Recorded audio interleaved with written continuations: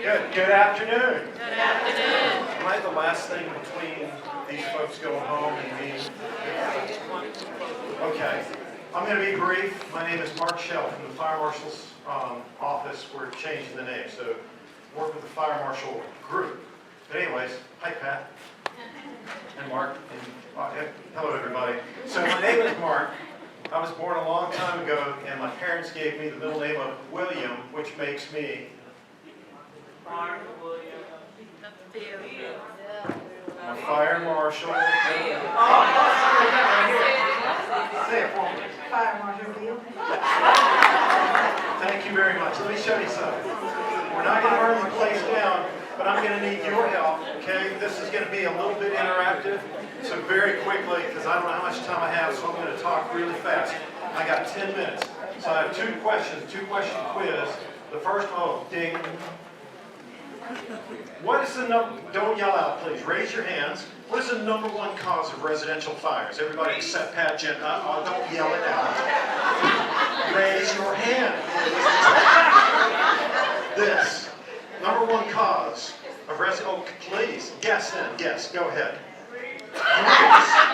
Okay, grease. Well, what happens with grease? Sometimes it catches on fire, right? Cooking fires. Show me cooking fires. Yes.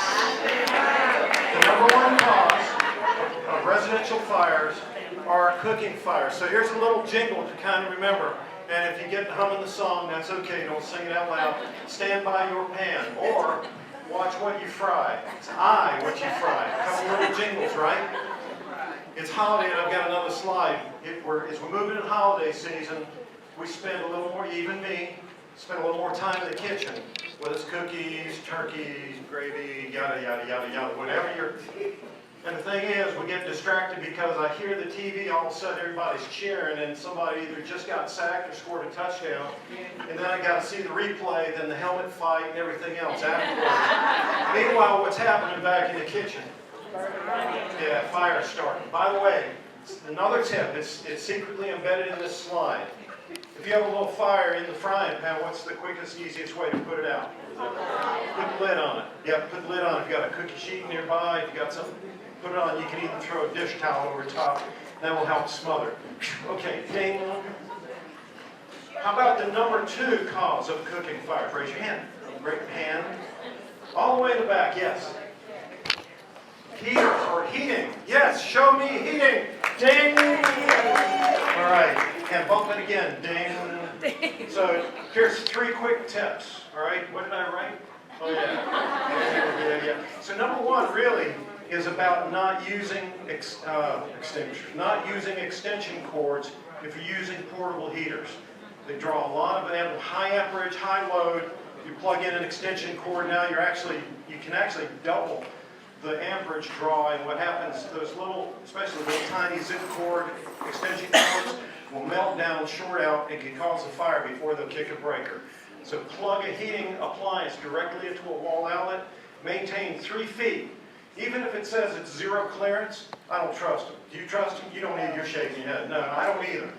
3 feet clearance around combustibles, and unfortunately, I've had the displeasure of going to fatal fires in Durham County caused by heating appliances that were pushed up against upholstered furniture.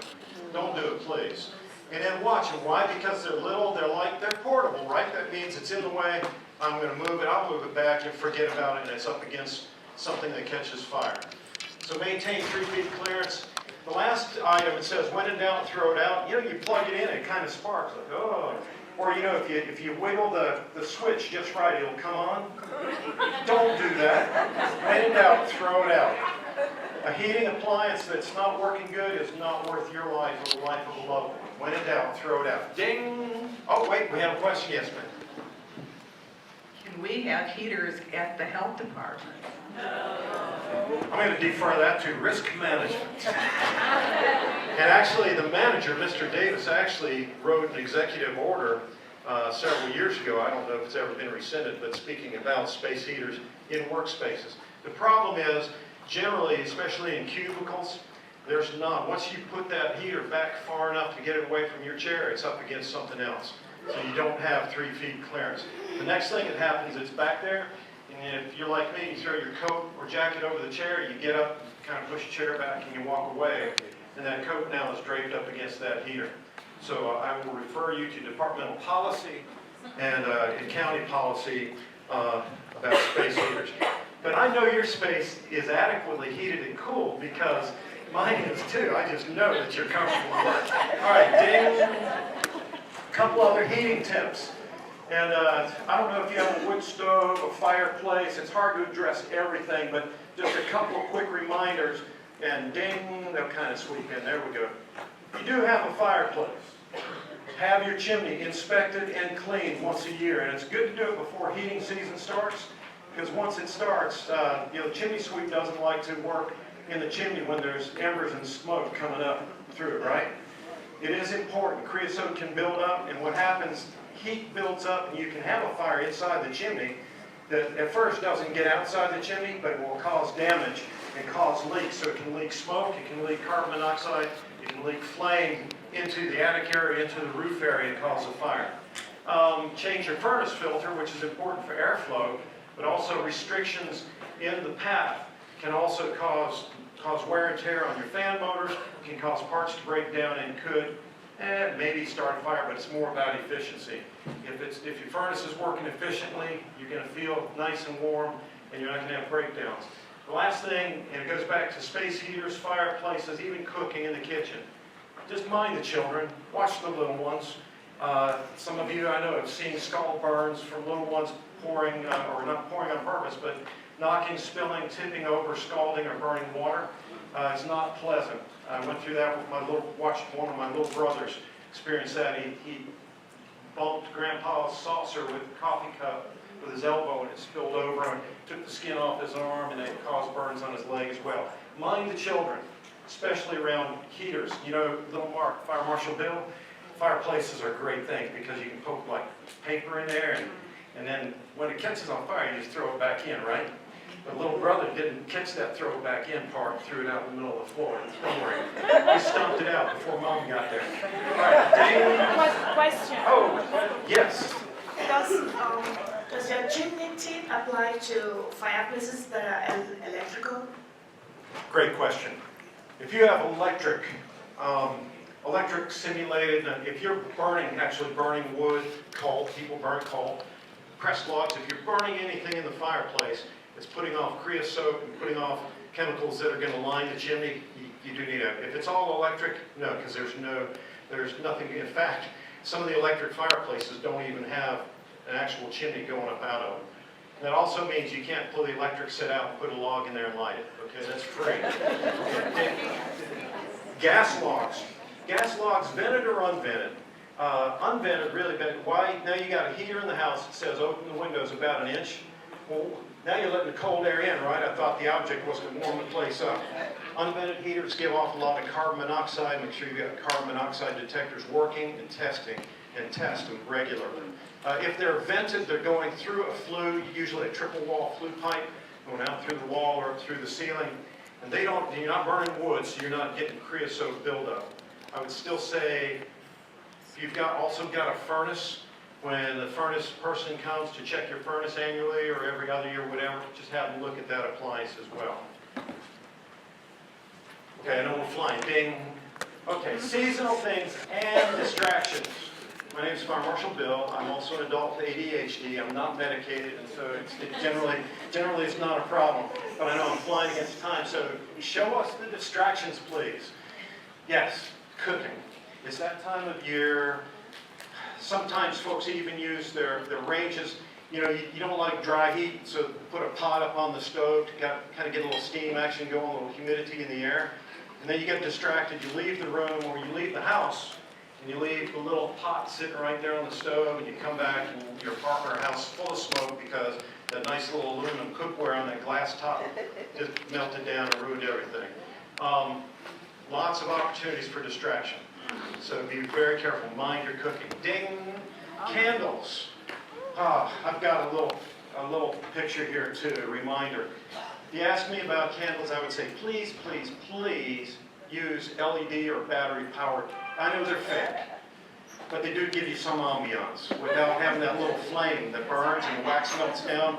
And as it melts, so does the wick, and then it runs off the table and falls on the floor, and it catches something else on fire. It does, for real. So real candles, very dangerous. If you absolutely have to have them, you've got to be in the room with them. Do not leave the room with a burning candle in place. Mind them, and then, yeah, it's always a good idea. Rule of thumb, we saw it with space heaters, right? 3 feet separation between combustibles and that little flame. Think about a little candle flame, right? It's only that big. How big is the flame on a match that you light things on fire with, right? It's smaller than that, right? So that candle is just waiting to light something on fire. Leave the room, and I guarantee it will. It's just a matter of time. And let's see, ding, is there one more? Yeah, cookies. Enough said. All right, ding. So there it is. Think about using battery-powered, battery-operated candles. We've got a really cool one. It's actually scented too, and I don't know how they did that, but it's one of those tall, kind of round candles, and it's got this little fake flame even that sits there and wiggles. And I've seen it out of the corner of my eye. I'm like, whoa, oh, it's fake. And it does get your attention, but it kind of looks real. So consider LED candles or fake candles if you've got to decorate with candles. A lot safer. Fire extinguishers. How many of you, hang on, we're going to do something interactive here in just a minute. You're going to love it. I know, you're just going to love it. So how many have had fire extinguisher training? Have had fire extinguisher, that's good. That's good. I'm going to give you the OSHA class real quick. Okay, the OSHA class. Before we go there though, an ABC dry chemical extinguisher is really a multi-purpose, all-purpose extinguisher. That's what you'll find all around this building. When folks ask, what kind of extinguisher should I get for the house? I say get an ABC, all-purpose fire extinguisher. Class A is ordinary combustible, so agendas and quizzes, paper, wood, some, I'd say most fabrics, but some of the, polyester and stuff, it's really plastic. But anyways, ordinary combustibles are Class A. Class B, and there are these cool little pictograms. I don't have a laser pointer. They took it away from me because I burned somebody's retina. But the picture shows a gas can to kind of remind you it's for combustible and flammable liquids. And so grease fire on the stove, a grease fire is a Class B extinguisher. And why is it, here's why it's really important, I'll just tell you.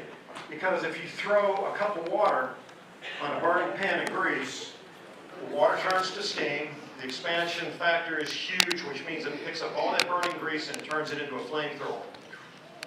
And will explode and send burning grease all over the kitchen. On you, on the wall, on the cabinets, everywhere. And now you've got a huge problem.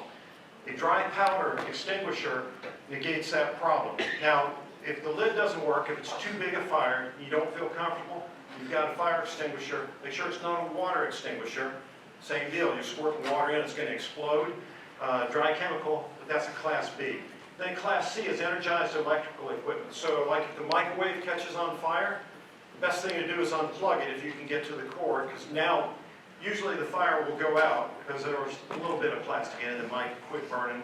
But you can use a dry chemical powder extinguisher on energized electrical equipment too. Water doesn't work, and garden hose is not a good thing because water conducts electricity. And it does. And just trust me. All right, ding. So go ahead and sweep this in here. This is the OSHA part of this class.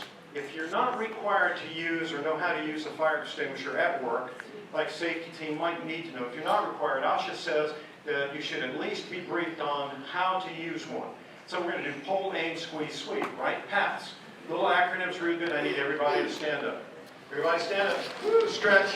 Miss Gail would be happy if you were standing up and moving and stretching a little bit. Now, I know I don't have a stage to stand on, and most of you are taller than me, but here's what we're going to do.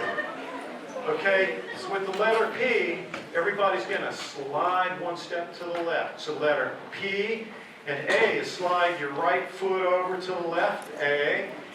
S is slide to the left again, and S, pull the right foot up. So it's really just a two-step, right? Pull, aim, squeeze, sweep.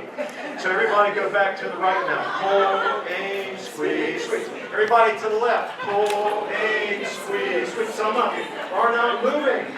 You're not moving. All right, this one. Pull, aim, squeeze. squeeze, sweep. Now stand together with me. Pull, aim, squeeze, sweep. Pull, aim, squeeze, sweep. All right, very good. Sit down. All right, sit down.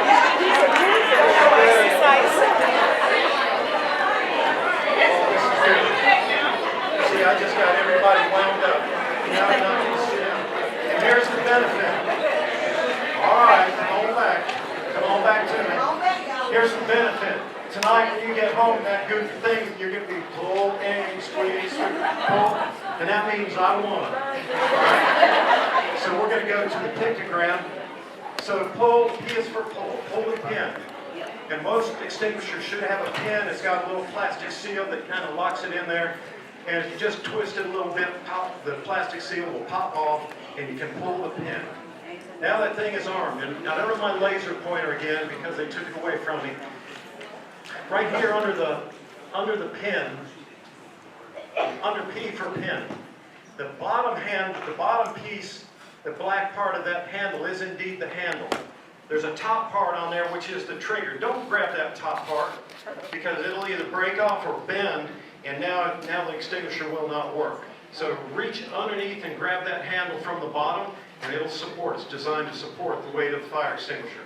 So you're holding the fire extinguisher, you pull the pin, you take the hose loose, or if it's just got a nozzle like this, no hose, just a nozzle, you aim at the base of the fire. For instance, if this room is really big, but I want to aim at the beginning edge closest to me and push it away from me. If I shoot too high, there's a chance I can push the fire back to me. So I want to aim in front and sweep side to side so that I'm covering the full extent of what's burning. And then I'll pause and back up, evaluate. Looks like the fire's out. I'm going to leave it alone. I'm going to exit the room, close the door behind me. And all of this is prefaced with this, that you feel you're safe to do it. So the first thing I'm going to do, I'm going to come over by the fire extinguisher. It's out there, but I'm at the door. I look back, it's a small fire. I can get this with the fire extinguisher. Next thing I'm going to do, what's your name? Brian, call 911. Tell them we've got a fire in the training room. You get the fire extinguisher, and I'm going to proceed to it only if I can get there without going through a lot of smoke and get back out safely. Don't let the fire cut you off. Don't go past the fire to get it and get trapped in a room. If you get to the door and you're fine, get the extinguisher, attempt to put it out. If it doesn't work, get out, close the door behind you, go wait out front for the fire department. Pull, aim, squeeze, sweep. Pull, aim, squeeze, sweep. You got that? Pull, aim, squeeze, sweep. You can do the finger while you're doing the slide. It all works good. All right, some other quick things to note. Smoke alarms. If you've got a smoke alarm at your house that was installed in like 1978, it's time to replace it. The box says, but who keeps boxes, right? 10-year life cycle. 10-year life cycle. Now, you may replace the batteries twice a year. That's fine. You may replace them once a year. You may only replace them when they chirp. That's not good.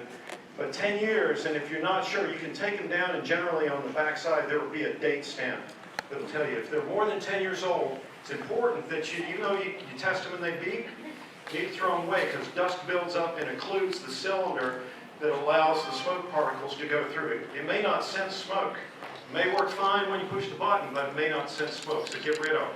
The benefit of the new alarms, not extinguishers, the new alarms now have sealed batteries and they're good for 10 years. That means you put them up when they chirp, dispose of them properly, and buy new ones. Ding! Carbon monoxide detectors are vital if you have a fireplace, a gas furnace, a gas stove. If you've got an all-electric house and you literally do not burn anything, toast is okay. You don't burn anything in your house, no fossil fuels or anything, you really don't need a CO detector. If you've got a gas furnace, propane, natural gas, whatever, if you've got a gas water heater, fireplace, gas logs, you should have a CO detector. All right, they're coming way down in price, and some, if you look around, you can even find smoke and CO alarms that are packaged in one single unit. Ding! Every room needs two ways out, and with that ding, we can go to, oh, it's that one. Well, how many changed the clocks and didn't change your batteries? You didn't. I asked if you didn't. Yeah, right. So check them. If it's been more than a year, change your batteries. Okay, ding, this one. No two ways out. So plan 2 ways out. Have a primary way out of every room and then a secondary, whether it's a window, whether it's a, this living room goes this way and this way, so you've got access to the front door and a back door. Maybe a garage door. Just remember with a garage door, what are you going through? And maybe the smoke in the house is coming from something happening in the garage. If you live in an apartment, before you open, in fact, it doesn't matter where you live, before you ever open any door, check to make sure it's cool, it's not hot to the touch. It's hot to the touch, that means there might be fire on the other side. Let's get down low, brace it with your foot or a knee, crack it open a little bit and peek outside. Do you see flames? Do you see smoke? Maybe it's just warm because the apartment building has good heat out in the hallways, I don't know. But check the door before you go, stay low and go, get outside, get to a meeting place with family, friends, and loved ones. Last story. Oh, I'm out of time. I'm done. Thank you very much. Thank you very much, Bill. This was a really full agenda.